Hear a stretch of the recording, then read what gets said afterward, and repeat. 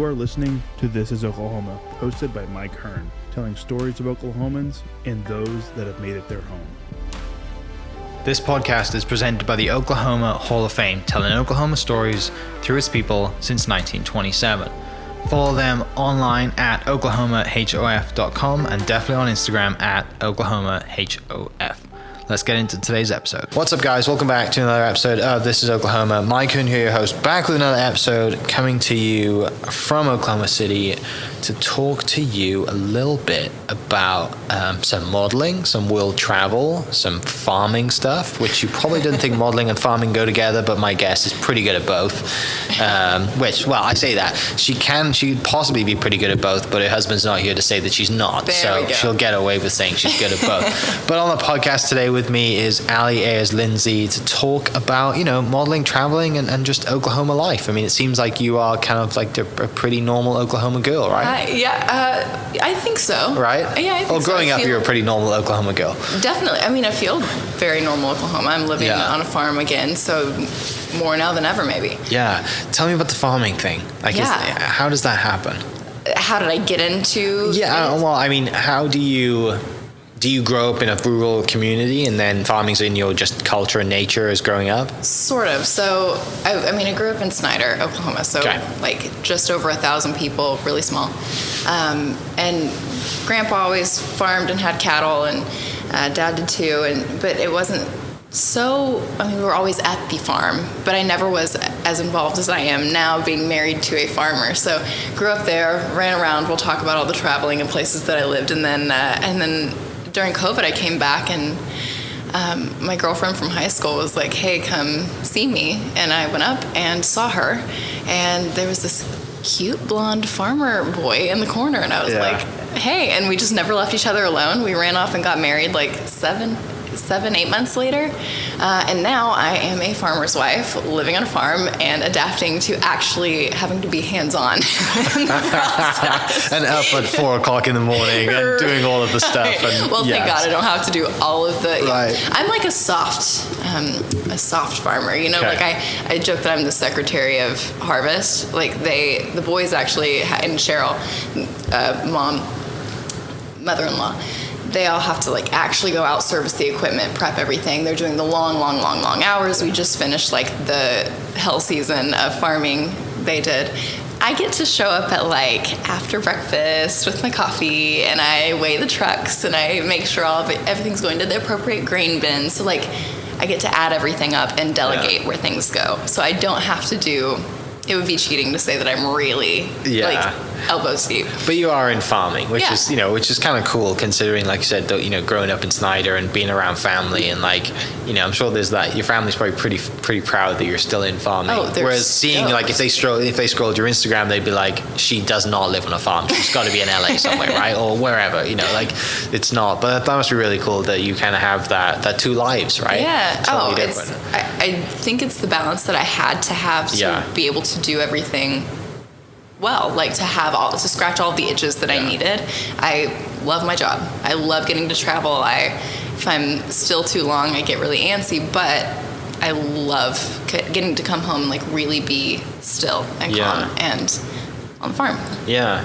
So growing up in Snyder around the farming culture and generally the love of the outdoors and being outdoors, because growing up like that, you're not inside playing on video games. You are outside running around having a great time with all the animals and dogs and whatever. Do you have younger brothers and sisters, older brothers and sisters? I have a younger brother. Okay. Yeah, Jake. So were you are you into sports at a young age? Do you run, are you kind of not a tomboy, but you and your brother running around outside, are you into sports and athletics, not I'm a girly girl on the farm? I would say that the juxtaposition was there then.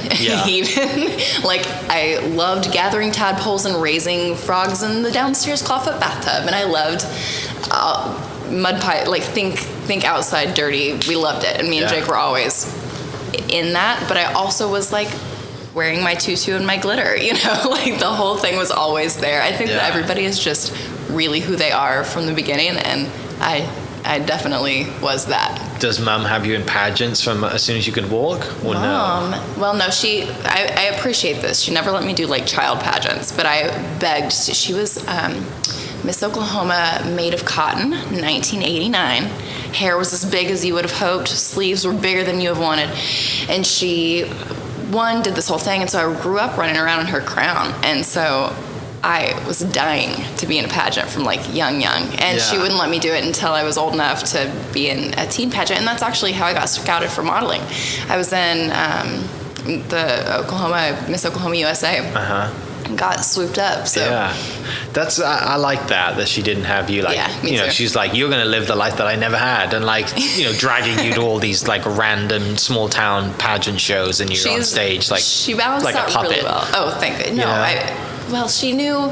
First of all, she knew the value in what pageants actually could give to you, and that is like interview skills and being able to write up your own resume and actually dig in and figure out what are you passionate about. Like she wanted it to grow me in the ways that it should, versus like, here's my daughter with like flippers and a tutu on. Like, no shade, but just not for me or my children someday.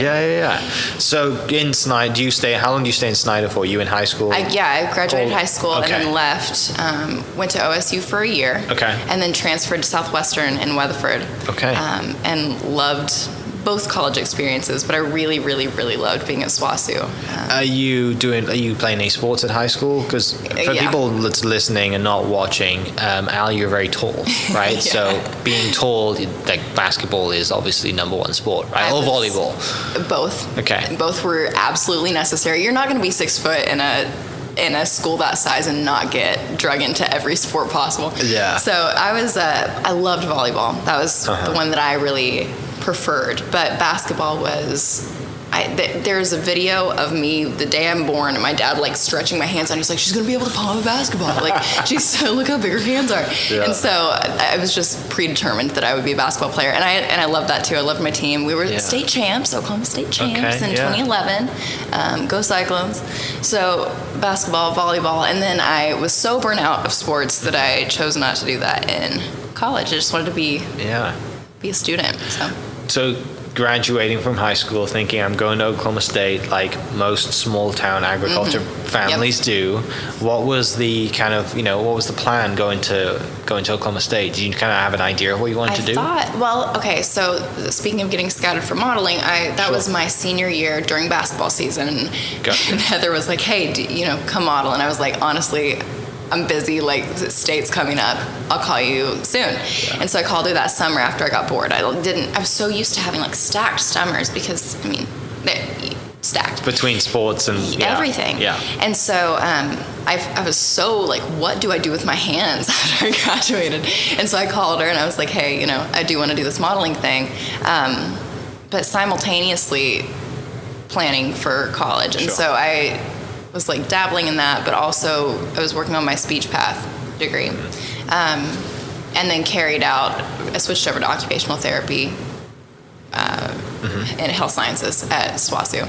So that's what I thought I was going to do, but I think I remember being in like my second year of it and getting queasy when we were having to look at all the anatomical stuff, all the blood, and I was like, I don't think I am cut out for the health field if I am getting woozy in class at pictures. So anyway, I finished the degree, but ran off to New York as soon as I could after I graduated. So setting the scene before then, backing up a little bit, then to what you said, Mum puts you in pageants when you're a teen, right?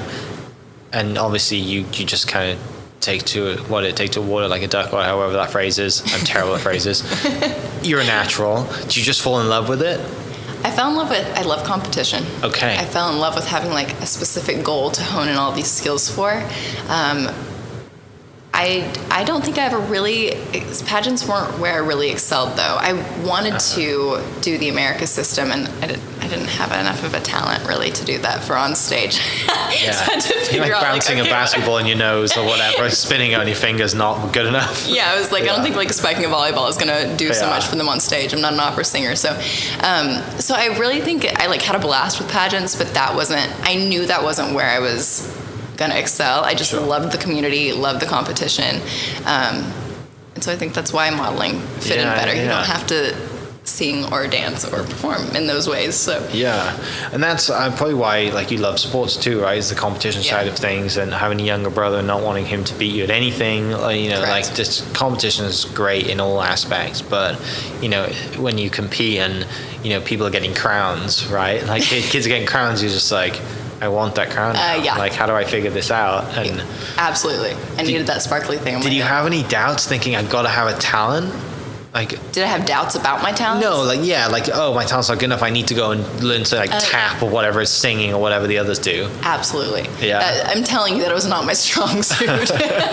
That's why the USA system doesn't require, well, I'm saying talent, like it doesn't require other talents. Sure. Lots of talents are required, but like a performance on stage talent. I sang, but I had like enough of a voice to get by like a local, or I played the piano, but it was enough to, I wasn't Sure. like good. This is what I remember.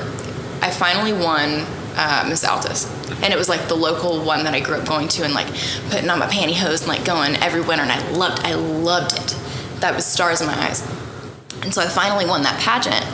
And then it was time, oops, you got to go do Miss Oklahoma now. And I was like, oh yeah, forgot. Big stage. Right? So like just the competition level is unbelievably different. So I remember walking in, it was like a prep weekend that we would do.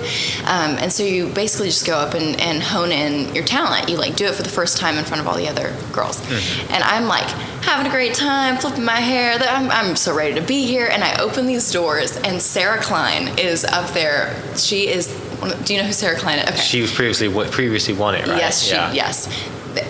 I walk in and it's just her hands like on the piano, and I was like, I'm gonna pee down my leg. What is happening? I do not belong here. Fortunately, they were all beautiful and sweet and lovely and welcoming, and nobody made fun of me for my rendition of what did I sing? I'm not gonna do that to you. Anyway, I sang a song in a red dress, and I looked really good, and I sounded okay. And that is, I'm so thankful they were all so kind to me. So is that where Heather spots you and comes up to you? It was a different one. Okay. But yeah. What Mum's with you? Like, what is that conversation like when Heather comes up to you in her, in the way she is, and it's just like, people who know Heather, and for people listening, Heather Rober, I'll post her podcast below, saying had a modeling agency and still does or whatever. So how does she approach you? I mean, it's just this tall. You're both very blonde. similar now, right? But at the time, obviously, she was just like this tall blonde figure that was she's just waltzing such a presence, around. right? And so you're just like, oh my god, like, sure, whatever you say, But she just hands me her card, and I think it was the first time that I felt validated in the thought that maybe I could potentially do that. Mm-hmm. Somebody was like, someone else saw that in me, and it felt validating. It felt exciting, and so. It was. Was it at that moment? Did she or did you have the realization that this is something that's going to take me outside of Oklahoma? And were Mum and Dad kind of scared if they had that realization, or was it just like, hey, somebody's interested in me, they have a modeling agency, maybe I'll do some local stuff? I think I didn't have any clue where it could go. Okay. At all. I knew that I wanted to go away. And go experience things elsewhere. So I hoped that would be true, but I had no clue what. Yeah. I certainly had no clue that it was going to turn into what I've gotten to experience. What it is now. Yeah. Yeah, which is 10 years later, right? Yeah. Roughly. Yeah. Oh, yeah. 11. That's really cool though, because you kind of like, you look back now and you're just like this innocent young girl who was like no idea what the world had out there and the opportunities that were there, and what the world and what whatever you want to call it, the I don't know what the right word is. The industry. Just what was there, right? Like, which, there's so many stories and had, like I said, previous models on in the past, and all the great and bad stories from it, and all the things that have happened, and how you grow from traveling and being alone. And I mean, there's so many life lessons in that, which I'm sure we'll get to. But when this moment then, when you go to college then and you finally like, I'm done, you call Heather up, hey, I'm ready. In that period in college, had you done modeling stuff locally? Did you think like, this is a way for me to make a little bit of money? Yeah, I mean, that was kind of a difficult bit, because there's so much required of a new model to, like, the industry was even more different then. Yeah. In like requirements for size and weight and stuff. And so there was a lot of pressure and a lot of many difficult moments in that, trying to figure out my place in it and how do I like can I do this in a healthy way? Feeling like maybe that was the only way I would be able to get out and go experience all of these things. So there was a lot of pressure in there that wasn't so fun. So when I finally realized, I think that I could stay my healthy size, my natural body size, and go work was I got a casting call for somebody a size 6 to 8, I think, or 6 to 10 or something like that. And my brain was just like, what? Like, okay, I think I could go do this elsewhere. Anyway, so it started, that one little casting call from an agency in Texas was like the first realization that maybe I could do this past Oklahoma. So at that point then you thinking, I'm not going to be a teacher, maybe I can do this as a real, like, I'm not going to go down the route that my degree is for, like, this is just a piece of paper to keep my family happy. I might go and travel the world and open up and become a model. I knew I was going to try. Yeah. And I had it in my, like, soul that I had to live in New York at some point. I had gone I was like 14 and got my first like short haircut and just became a new woman. I went to, who knows if it's true, Sarah Jessica Parker's hairdresser, and I said, give me what I need, and she just chopped my hair off, and I was like, I'm a New York City woman. $1,000. Right. Yeah, she just snips by. Yeah. And so I had it in me that I really needed to try New York. Sure. And so that was the first place I went, and I really didn't even know if I was going to get to model there. I think maybe by lots of people's accounts I wasn't ready, but I needed to go try it, and so I just self-submitted and tried around and finally got signed in New York, and had a hell of a time that first couple of years, but found my footing eventually. So you graduate your early 20s and you get signed to go to New York, and like, how's mom and dad at that point? Like, stressed. Yeah, stressed. But it made them feel better. I had a cousin that had an apartment that she subletted to me. That made them feel better because it was I didn't realize what a shock I was walking into. But this apartment was beautiful. I mean, beautiful. It's an Astor place. It's this big window, and like all white, super modern, cool. And I was like, okay, I'm here. I've arrived. And then I ended up having to like shove 4 of us into this once lofted apartment because I just had no way to comprehend the money. I'd saved up and garage saled and whatever, trying to like. And in my brain, I was like, I got this. Yeah. I got this for a while. And then you realize how quick, $7,000 go when you get to... It's 2 months rent. Exactly. Yeah. And so, anyway, they were worried when I had to go looking for my next apartment, and they realized how much of a downgrade I was having to agree to, the area difference and stuff. But they were always supportive. Always supportive. They knew, I think more they knew they weren't going to stop me, so they might as well just enthusiastically get behind Right, me. yeah. But well, and your mum kind of having a little bit of like that understanding of like, this is the world, like, like going to New York is the place to be, this is how you get noticed, and like, that's how you get your big shot, right? Yeah. Or your breakthrough moment. I hope so, anyway. Yeah, it's funny you mentioned the small apartment. Sophia Jans was on the podcast last year, maybe a year before, and she told the story about going to New York and like living in this tiny place with like 8 other models, and like nobody's eating anything, and it's just like really, really kind of weird situation, and nobody speaks a word of English, like, because they're all like, oh, whatever. Model apartments are a special place. But hopefully it's got a little better. The industry's got a little better today, anyway. But so, how long then until you're in New York till you get like your moment? My moment. I mean, really, Sports Illustrated was my real moment that actually started things. I was here and there booking things, but it was not consistent. Not consistent enough to justify being there that long. But Sports Illustrated opened up, did an open casting call, and I submitted and got it, and it was a whole whirlwind of a process, but that was when everything changed. And it's when I left New York, actually. I moved to LA in the wake of that, because the style of modeling is really different, and how I look and work best as a model fits better in LA. In the sunshine rather than being bikinis. Sure. Yeah. Okay, that makes sense, because New York is more high fashion, right? Yeah, I always wanted to be like the edgy cool girl, like Kate Moss. I'm from the UK. Kate Moss was like everything back home, and Jodie Kidd with like the two like everything here. Yeah. So that's really interesting. Then you get that so for people listening then that might see these on Instagram, the random like, do you submit? Because you know people do their Sports Illustrated thing now. It's usually like an Instagram 1 minute video, right? And then people see it from that, which is easy for Sports Illustrated because then it's just send me an Instagram video. It's done. What was that process when you did it?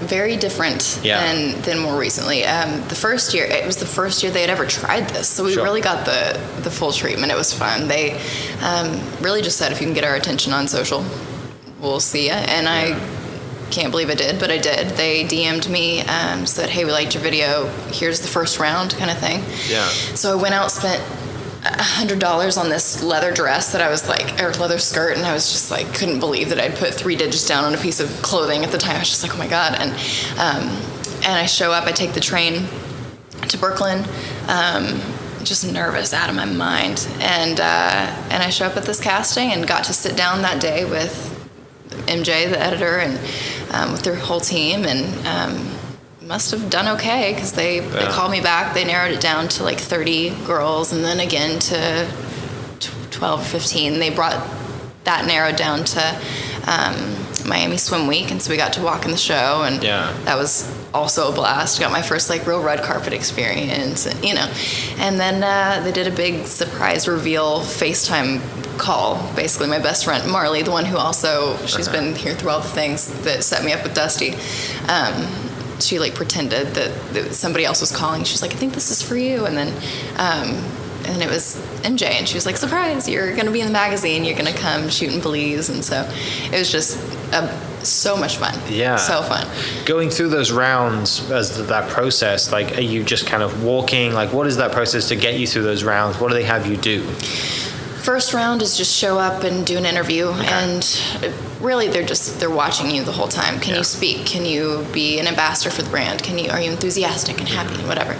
And so they're doing like little breakout social media sessions or whatever. But the first one really was come in and impress them in an interview. Sure. The second time through was going to Miami. Can you capture a crowd when you're walking in Swim Week? Like, are you magnetic enough for people to want to watch you?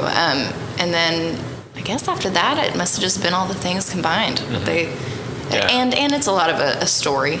Who's a compelling character? Who do people relate to? Right.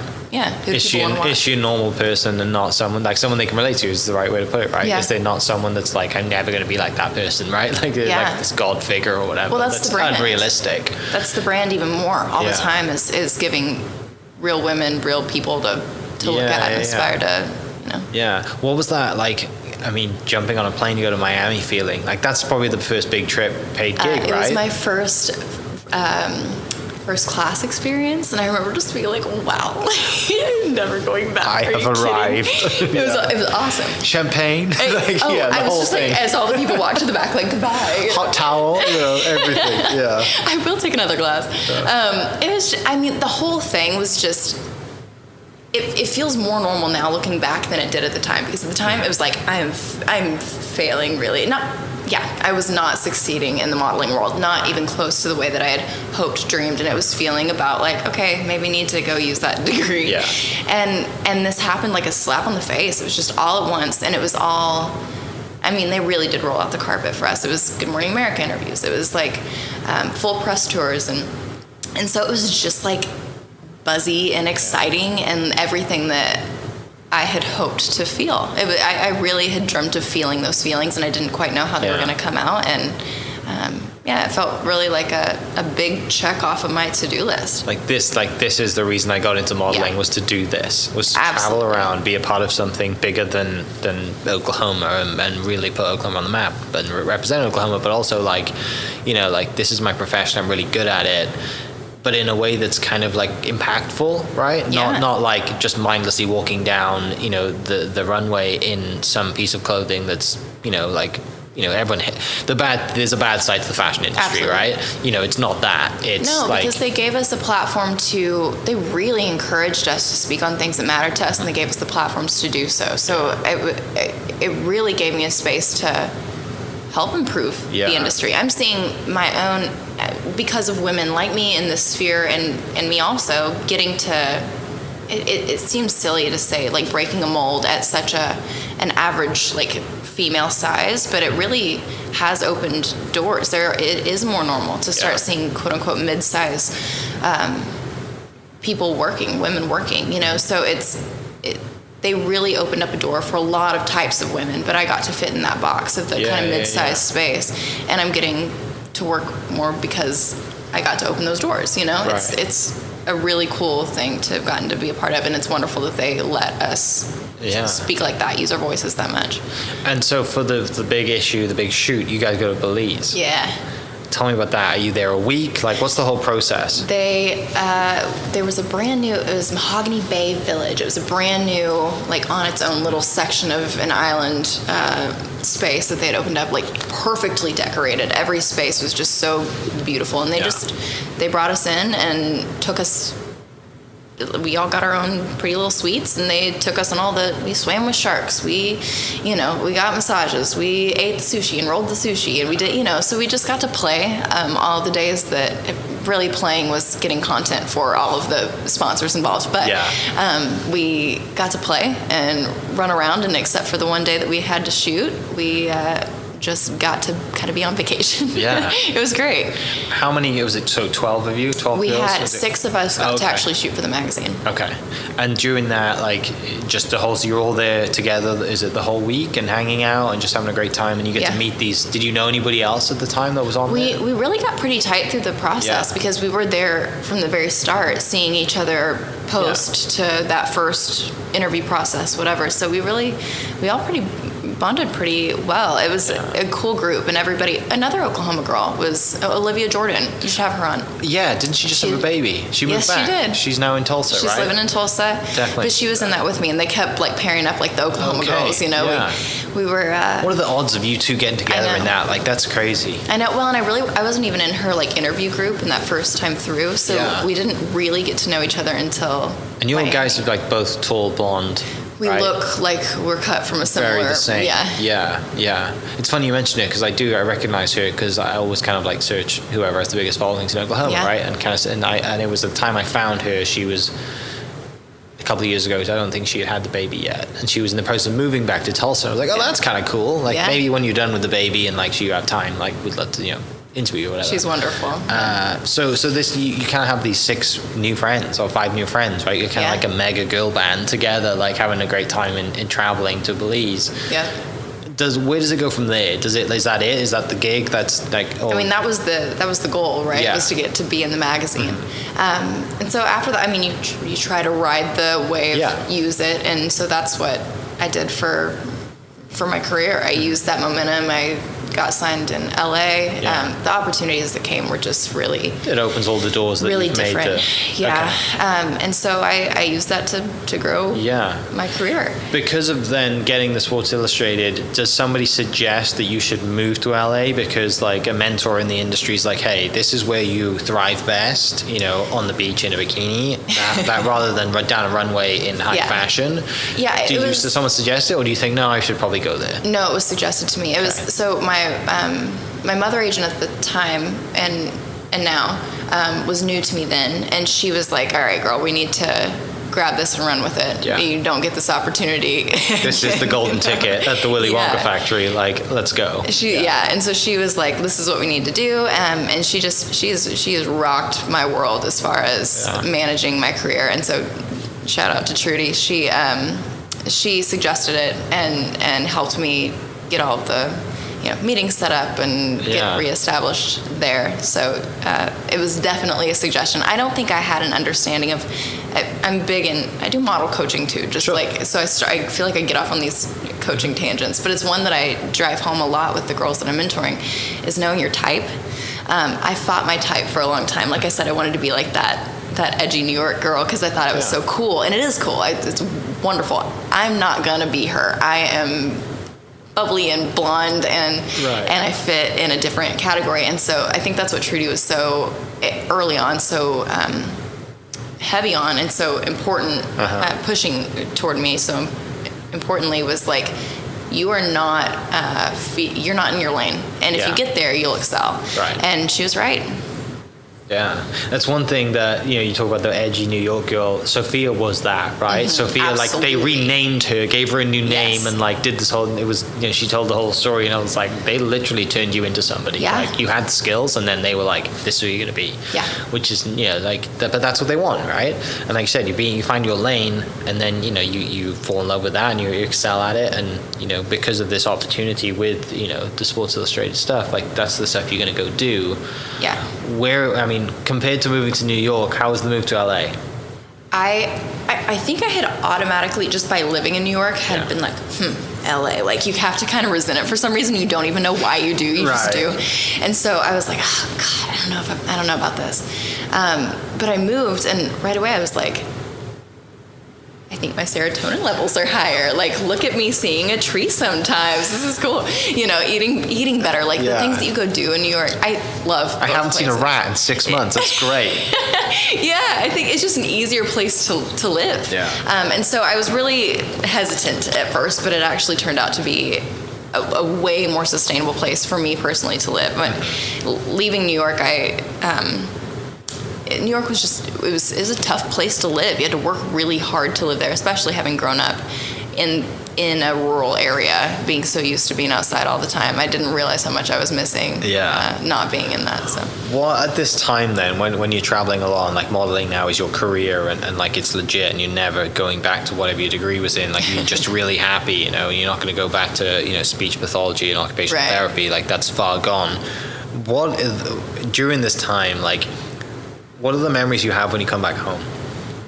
The memories that I have of Oklahoma? Yeah, like when you come back home, like do you realize stuff about Oklahoma that you missed? And like, what is it like when you come home, and how often do you come home?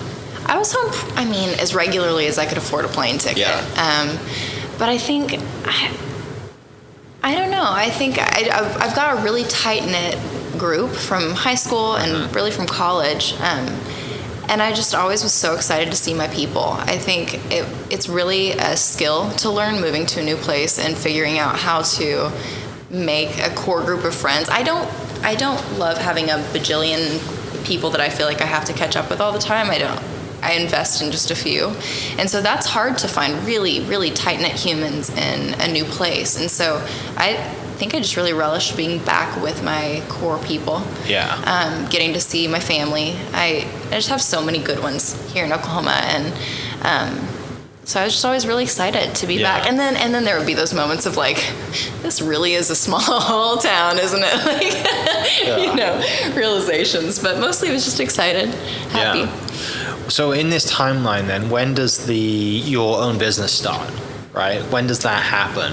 Is this like recently, like later on, or is Which business are you talking about? The Busy Swim? Yeah. That was. You can name all the ones you have now, but like that seems to be the main. Well, that started when Sports Illustrated happened. Okay. That was one of those like, hey, you guys are gonna have a using... personal brand and do a. Did everybody get one, or was it just like? No, I just knew that was something that I wanted to do. I had started making. This is another little hiatus that I took from life, sort of. Sure. But I had a moment there after college where I ran off. I was coding websites to like keep my money up, and so I found that goes against every stereotype of you being a blonde model, by the way, right? Like what you just said to me, like I'm coding websites. Well, my God, I could go too far deep on this. Basically, I lied my way into an interview to get a job to do websites, and then I didn't realize what I was really agreeing to. So then I just did lots of like panic courses to try to catch up with myself. But you figured it out. I did. Yeah. And so anyway, I was doing those kind of floating. That was my security money while I was trying to do this other stuff. And I took a course that was in Bali. I just like applied to this. It was the Institute of Code. I applied and I got to be a student with them. And I traveled to Bali and I went. And basically, it was just like really. It's a great way to go. Of like, hey, we're gonna do like 7 hours of class every day or whatever. Right. And then after that, we can go ride horses on the beach. Or after that, we can go whatever. And so I was like, definitely yes. And relatively cheap. Bali is not hard to afford. Back then, it might be now, but at least back then it wasn't that bad. I think it's really expensive. Yeah. But anyway, I get there somehow. I don't remember how I pulled it together. Probably the the last pennies of the, hair campaign that I'd done right before that or whatever. But anyway, I get over there, and like I said, was kind of hitting a bit of a dead end with the modeling stuff. It was happening, but not happening very fast. Anyway, I ended up getting hired at this coding school. And so it was a very soft skills hiring. It was like, hey, can you be the rec manager? Like, can you plan all the outings and manage all these people? And so I ended up living over there for a while and doing that. And now I cannot remember why I started telling you that story. The bikini business. I had started I was, pulling all the money together to do any of these things. And it was pretty much a trade job, frankly. They were paying for me to get to go travel all these places. But I wanted all these swimsuits that I was seeing, and I was always on the beach. And so I just started sewing them myself.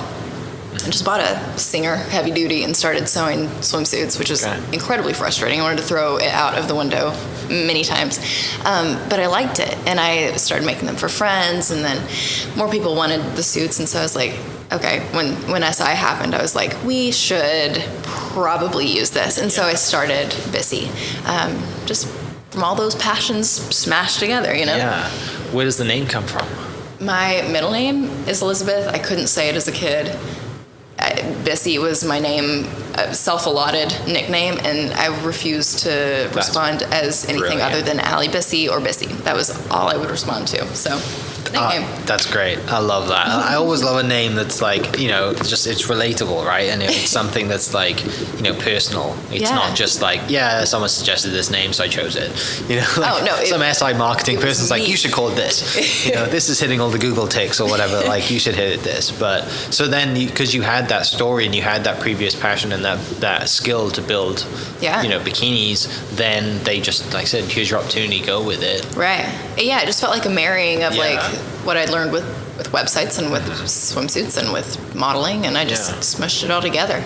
So do you still have it, or do you sell it? We're in the process of selling right now. Good for you. That's amazing. I think we're I'm not going to put a time on it because I'll jinx it, but I think we're closing in the next soon. Yeah. And just out of the blue, someone just said, hey, we want to buy a company? Was that a goal? Basically, it was a deal where I was starting to need to... I got married a year and a half ago. Yeah.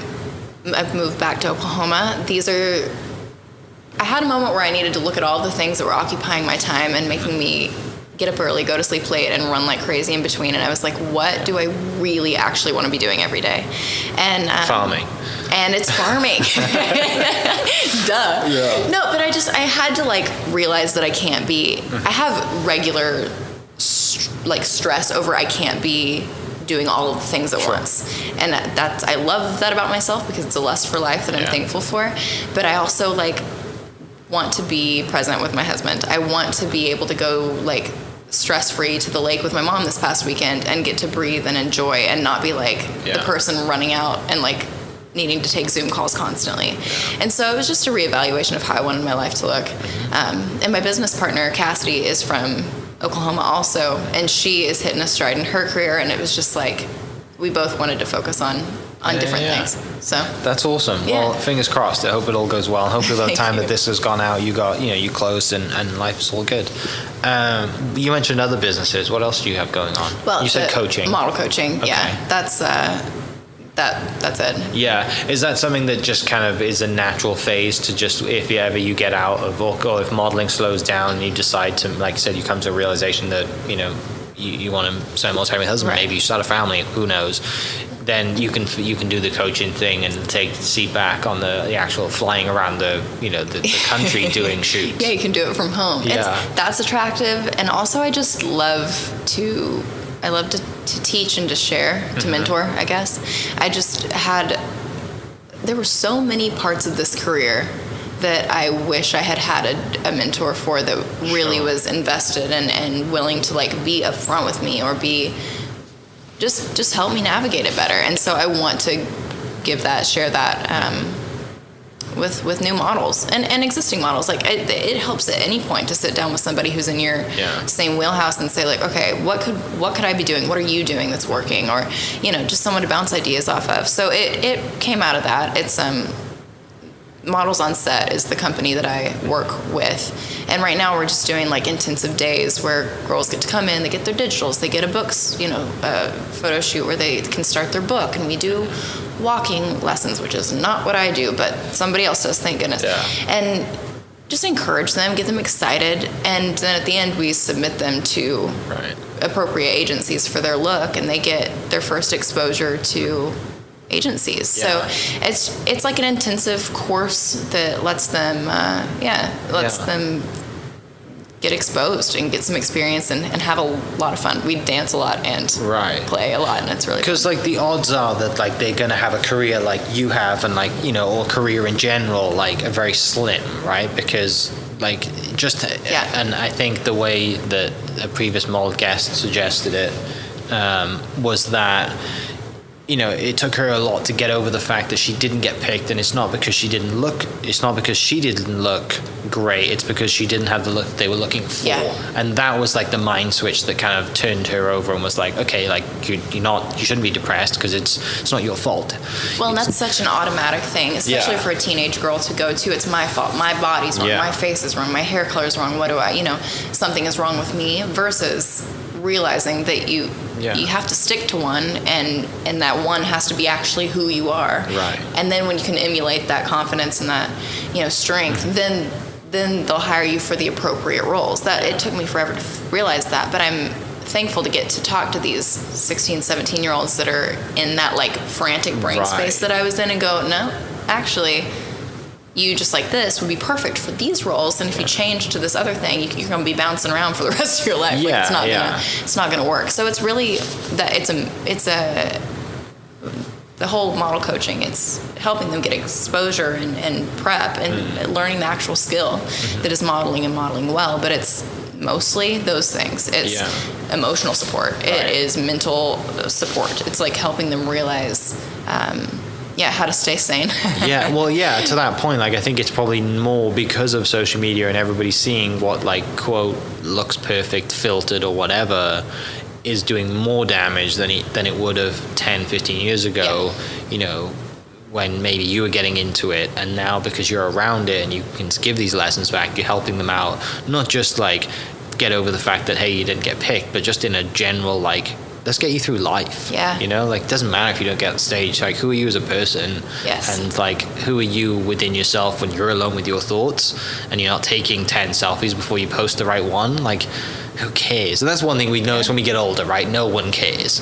Like, relatively speaking, like, no one generally cares. But, you know, when you're 16, right, and you're self-conscious, like, everyone's watching you all the time. And it's not just girls, right? It's guys as well. Like, you see, you know, it doesn't matter who you are. Like, everyone, I think, is more insecure now because of social media, sadly. But it also does great things too. There's there's a push-pull on that, because I think I was getting into modeling around like the reign of Victoria's Secret, and like coming off of the super, super, super skinny, but, you know, working out 6 times a day or whatever. Nothing curves time, and that was what we were like.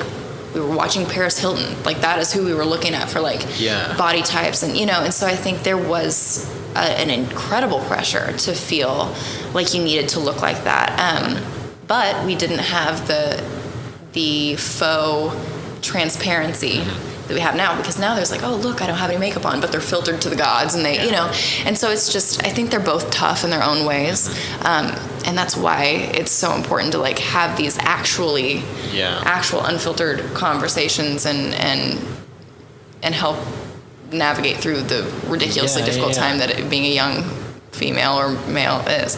Right. So not finishing up, but like coming to like present day, obviously moving into coaching, selling a business, having recently married, you know, I joked I laughed at one of your stories recently. You were like, I'm recently turning 30, and then you were like, I'm actually 28, but I'm 30 soon. Someone who's 31, like, nothing happens after 30, like, you're just 30 forever. But it was just kind of funny watching that story, that, like, you know, you're transitioning now into a different time of life, as we all go through. Like, where do you want to go with the next 10 years? Like, what's the plan? Like, what do you have thinking? Like, I'm going to do this. Like, you know, who is Allie going to be for the next, you know, whatever, like, are you going to totally leave the modeling thing in the future? I mean, obviously you're still doing it heavily, but yeah. I don't know, being recently married and like changes things, moving home changes things. Totally. You know? I'm in a completely different space. I've been lucky to be able to have a management team that's helped me continue modeling through being here. Not have to live in LA. I really didn't think that was going to happen. I thought I was sacrificing one or the other. And so I'm getting to just direct book for everything and travel, and I'm so thankful that I'm getting to still do modeling full time. But moving forward, we've got a lot of things that we want to do. You know, I want to enjoy being married and just the peace that is getting to be home, getting to be around my family more than I have been for the past 10 years, getting to like really watch all of my friends' babies grow up, and you know these things are exciting. But like right now, Dusty and I are working on our private pilot's license. You know, we're learning how to fly, and my grandpa is a pilot, and so I think like, we're buying back the like first crop dusting style pilot. Your granddad was like with the farm stuff, or like flying just to fly somewhere for fun, for travel, for just to have it. We enjoy it. My grandpa, like I said, was a pilot, and I just always kind of had the bug. Yeah. And I'm finally like slow enough in my life that I can take on ground school and learning how to fly, a new hobby. And so we just want to be able to really. I'm in Tonkawa, right? 3.5 hours from my hometown. Yeah. So that's a trek, really, and I love where we are. I love that town. I love the piece of land that we're building on. I love where I am. But it kills me that I'm that far from my mom and dad and brother. And so I just was like complaining the other day. I was like, I wish I could just shrink the space in between. And then I was like, ding, ding, ding. It's time to go back for because I'd started this in college. But because you mow the grass and you have a runway. Right? Exactly. That's how it goes. Yeah. Right. And so, and we're building right now. So it's like we can just tack on a hangar space and like, in the barn, you know? And so, Dusty decided he wanted to do this with me, so we're doing ground school, and I want to be a pilot. I want to have kids. I want to chill. I want to, like, get a cow and have some chickens. Yeah. And he wants peacocks for some reason, so I'm going to let him have that one. I'm focusing more all the time on enjoying my day-to-day, because I spent so much of my life trying to check something off or get to the next thing. And I loved that hunger, and I achieved my goodness, the things I've gotten to experience are just, I feel like I've already lived 2 full lives, you know? Yeah. And so now I'm excited to like decrease the stress levels in my life, wake up and enjoy the slower things. Have a peacock, fly a plane. you know? Yeah. What does any girl really want? Yeah. They want to live in the country, have a peacock, and fly to their mum and dad's house. Exactly. That's the plan. Love it. You mentioned some cool things you've got to experience. What are the highlights then? What stands out for you that just like, and it might not have been like an industry highlight, but for you it was like, man, that was cool. I think really that there was a childhood dream realized the moment that crown was popped on my head for Miss Altus. Yeah. I needed it, and I got it. Have you been back to judge Miss Altus yet? No, I need to. That's got to be on the list. Full circle moment. I need to call Danette. She would. Yeah. I need to do that right when I leave. So that one was just really like one of those that I dreamt on for so long. And then when I got to travel like I did through that job, I was living in Mexico, I was in Bali. I got to like really just play nomad for a while, and there were so many moments where I just wake up and I'm in Cuba and I'm like, oh, this is the coolest. I can't believe I get to do this and get paid to do this. And so I think that all felt like its own little dream. I think there are a bunch of little romantic moments like that, waking up and realizing I'm living in New York. Like, wow, I'm walking down the street, get my coffee, feeling like, Carrie Bradshaw. And the Sports Illustrated launch party was just like, I'm just like chilling next to Kate Upton, like, hey girl, you know, like just things that you would never have thought. Yeah. I certainly never would have thought I'd have gotten to do. And really being back here, being back in Oklahoma, I didn't for a while expect that I would live here again. And that was another just like surprise, you know, thing. And I think I have to pinch myself with how peaceful and right it feels now that I have gotten to run all of that energy out and get to wake up and do this every day. It's just, yeah, really, really cool. Yeah, and you're also like waking up thinking like I've kind of done the things that were on my bucket list, right? So you're not like wishing like, oh, what if I did make this decision over this decision? Like you know, which is, I mean, a wonderful thing to have when you wake up, right? Because you don't have any, very rarely do you have any regrets, and then do you have any what if moments, you know? Oh. We all have them, but like, you know, for the experiences that you've had, like the what if moments probably don't outweigh the experiences you've already had. Totally. I'm big on fighting resentment with action, right? Like making sure you never resent the situation you're in because you just were too afraid to try. I remember I was at SWASU. I had decided, like, you know, I loved volleyball, and I had decided not to do sports in college, and then I was like, dang, I really wish that I had chosen to play volleyball here. And so I decided to go out for the team, and I contacted the coach, and I remember there was this one weird moment where they had already, like, I hadn't tried out yet. I was late to deciding for that year, and they had taken team pictures, and something about that like knocked the wind out of me, and I was like, oh, fuck, no, I don't know. I started doubting everything. Maybe I'm not as good as I think I am. I went to maybe I have no space here. And so I just didn't follow up, and I never tried out for the SWASU volleyball team. Damn it. And so I remember having a realization after that made me so mad at myself that I was too afraid to just show up and spike the ball, just see, because I was afraid that what if I wasn't good enough, you know? And anyway, that was a moment where I really look back, and it was pivotal for me, because after that I belly flopped into everything. I failed a million times. I was almost eager to fail because I would just know that I had at least found out for myself. And so that was really a pivotal thing for me. And after that, I have certainly tried all of the things. I've tasted every flavor, you know? And so I think I'm thankful for that, because it has not left room for me to regret. Yeah, that's a huge moment, right? Like, you know, and also at an age where like you actually realize it too, you know, you're not like a kid and you're like, it doesn't matter. And you know, like we're at an age that like, I'm never gonna do this again. Yeah. And then you go through that really kind of important period in your career now, right, where you do jump into everything, and that, you know, that kind of leads you to where you are now. Yeah. Which, it's a really cool moment. There's a lot of fearlessness required, and even if you, I think it's like maybe a bit of an arrogance that allows you to even try all those things. But you kind of have to believe it. You have to, even if you know it's ridiculous.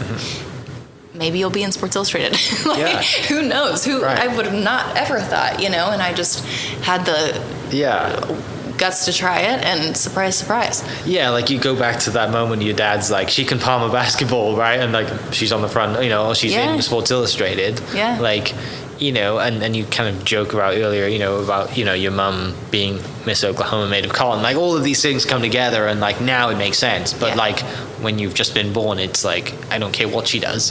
You know, like it's so cool how things come together, and that's kind of why I love doing this, because you kind of tie everything together, and then you're like, oh yeah, that makes total sense now. But that's awesome. One thing I'm kind of interested at, you mentioned like Kate Upton. Who was your like role model then? Who did you see, or whose poster did you like look at and you like, I want to be like her?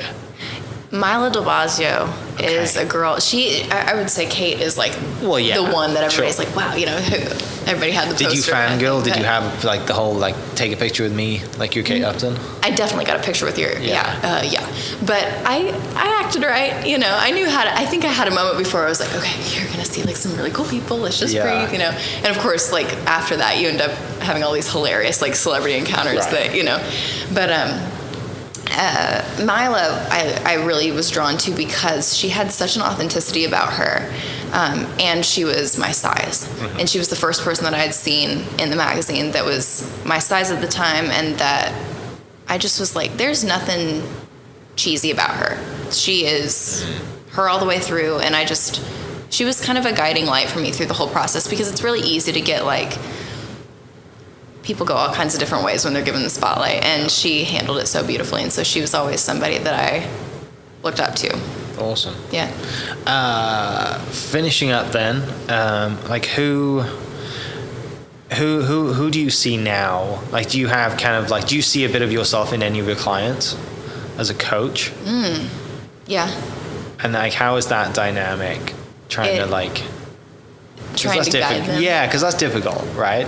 And also, like, what I mean by that is, like, you coming across as, I never got to do this, so I want you to do it for me, you know? Like, because there's a lot of that in coaching in general, and then in parenthood as well.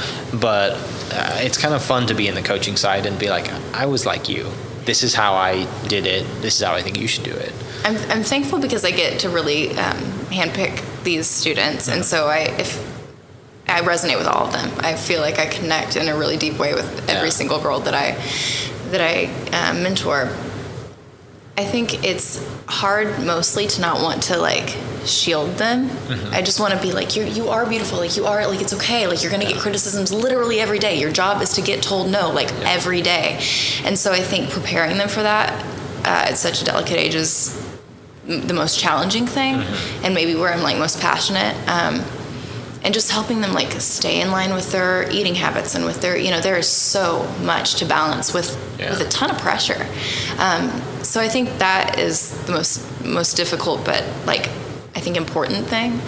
And then as far as like seeing myself in them, I really love getting to identify those pieces of them that connects them to me. The reason they were drawn to even asking in the first place, because that's where we find that common ground that like lets us really grow who they are. And it always seems to be where we find this like spark of confidence that I can water,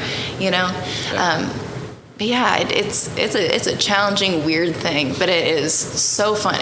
My favorite thing is getting to celebrate with them when they come back and they're like, I finally signed in this market that I've been so excited about or whatever. And we just have like a Zoom party, It's I feel like it probably will be a little bit like what celebrating your kids is like, just being so excited for them to feel those things and to remember what it felt like for your first big thing, It's so fun. Have you had, and going into kind of different direction, have you had anybody come to you say, we want to put your farming background and your modeling background together and now you're going to go into Western style fashion? Yes. Has that happened yet? That is what I am doing almost completely right now. There are swimsuits and then it's Western. It's like Wrangler and down to Fort Worth and Stockyard City, just walking around in a cowboy hat. Listen, the amount of times I've had a call sheet say Stockyard, Fort Worth. But really though, it's been a ton of Western wear. I think makes sense. It feels like I'm hitting a new, like we're talking about turning corners kind of in our career, and that one has really latched on. And I'm thankful for that because they are wonderful regulars and like the coolest people. Right. But I'm getting to do a lot of that. A lot of denim, a lot of boots, a lot of hats. That's a lot really of horses. cool, right? And kind of what I see, and I've had, Elise Wade was on the podcast a couple of years ago. She rode Bullet at Oklahoma State, and she's in that world of the Western kind of modeling world, and has done some stuff with Wrangler as well.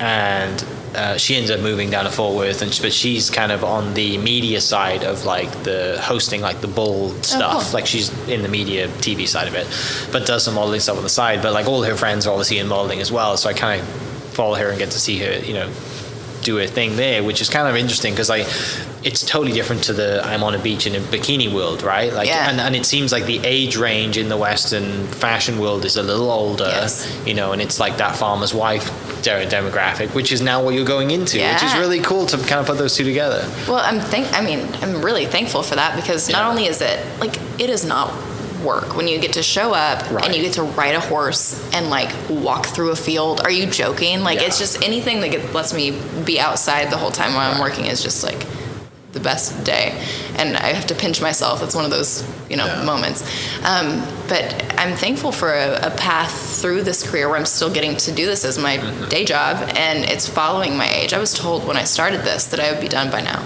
no question. I would definitely have aged out. And the fact that it looks like it's only heating up from this point is like the coolest thing. This new journey's just starting. Yeah. And it's cool that like you have all these kind of, like how to ride a horse, right? That's just something that's like riding a bike when you grow up on a farm, right? And like the person, that is hiring you, like, can you ride a horse? Like, yes, I'm fine. Like, but they have to ask that question, don't they? Because you show up and like, they look at your back catalog and like, she's used to be in a bikini on the beach. I don't know if she can ride a horse. And then they see you and you're like, it's just like, I ride horses every day. And then there's the other girls who are like, it's funny to watch the ones who have been around horses and who haven't, because they're like so afraid to even like breathe near the horse. But it's good to have skills outside of the thing that you're doing, and also like social, right? Social media is such a nice add to this new like direction that I'm getting to go in. I think it's a lot of why the demographic or the requirements for modeling is changing, because modeling really is just marketing, right? And so if you get to show all these things, I mean, it's gonna steer my career, and I'm thankful that it gets to be synonymous with who I really am. To that social point, you're closing in on 100K. I'm getting close. Very close, right? Keeps teasing me. I'm like 0.2 away. Yeah. Not that it really matters, but just like, it's just cool. It's kind of fun, right? Yeah, like it's just kind of a milestone. I'm not there yet, but I am like 0.2 away from 70, so I'm kind of in the same thing. And which is, again, who cares? But it's cool to have that. It's cool for you to have that blue tick, right? Because people see it, but I think the coolest thing is how you use that platform, right? To your coaching clients, to whoever's watching. That's the power in it. It's not, look at me, I have 100,000 followers and like, cool, right? It's amazing. Yeah, it's like, congrats. Okay. But it's cool for you to use that and go into something. And now obviously it's an asset for your modeling and for a brand and for a business and the brand deals that come and all the rest of it. So you only really want it if it's gonna be a community that you want to be a part of, right? Like, what in the world is the point if you don't actually have people engage? Honestly, I've gotten these past few, I don't even want to go into the algorithm. I don't even want to talk about the reels. Revolt at the moment, so which is fine. It's coming back. It's spiked some things, but it's brought in some randos that I'm like, guys, it's great to have followings, but when they're not like who you want in your crew, it's not really any fun anyway. Yeah, I don't pay much attention to like the DMs and stuff. I'm just a quick blocker. Yeah, I don't like your energy. I don't like your energy. It. Like, I block from comments a lot. Yeah. Just don't care. And then you go to their profile and they have like one picture, and then you're like, okay, this is pointless. Yeah, it's so sad. Yeah. Anyway, we don't want to dive down that rabbit hole because that could take a long time. And it's, we're recording on a Friday, and it's going to be a happy Friday. So thank you so much for coming down. Thank you for having me. I really appreciate it. Thanks to Dusty for kind of, assume coming down with you. I know you're probably going to do some grocery shopping and hang out in the city before you go back to town. But it means a lot that you come down and want to do this. Like, I really appreciate it. I appreciate you asking me. And I'm sure there's going to be a lot of people listening, mothers, parents who have, girls that want to go into the pageant world or go into the modeling world that, reach out to modeling coaching. So for people listening, I'll post the contact information to Allie in the description. You can get that and her social media page and all that cool stuff. And I'm sure if you want to ask any questions, feel free to send an email. Yep. And we will catch you next episode. Cheers. Thank you. This podcast is presented by the Oklahoma Hall of Fame, telling Oklahoma stories through its people since 1927. Follow them online at oklahomahof.com and definitely on Instagram at oklahomahof. Thank you for listening. We are inspired by those around us and hope that you are too. Make sure you subscribe to this podcast on your favorite podcast platform and leave us a review so we can keep telling your stories. For more great Oklahoma content, follow This Is Oklahoma on Facebook and Instagram.